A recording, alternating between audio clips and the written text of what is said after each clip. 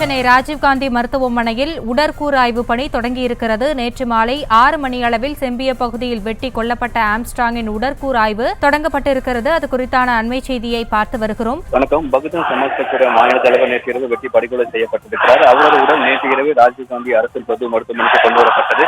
இந்நிலையில் அவருடைய உடலுக்கு தற்பொழுது 2 மருத்துவர்கள் தலைமையில் உடற்கூறாய்வு என்பது தற்பொழுது தொடங்கி நடைபெற்று வருகிறது. இந்த உடற்கூறாய்விலிருந்து 2 மருத்துவ தலைமையில் தற்பொழுது தொடங்கி இருக்கிறது. இந்த உடற்கூறாய்வு தற்பொழுது வீடியோ பதிவும் செய்யப்படுகிறது. இதன் மூலம் நேற்று இரவு இந்த வழக்கில் 8 பேர் கைது செய்யப்பட்டிருக்கிறார்கள். இந்த மேலும் ஒரு சில நபர்களுக்கு தொடர்பு இருக்கலாம் என்ற கோணத்திலும் காவல்துறையினர் விசாரணை மேற்கொண்டு வருகின்றனர். அது மட்டுமில்லாமல் கைது செய்யப்பட்ட நபர்களிடம் காவல்துறையினர் விசாரணை மேற்கொண்டு வருகின்றனர்.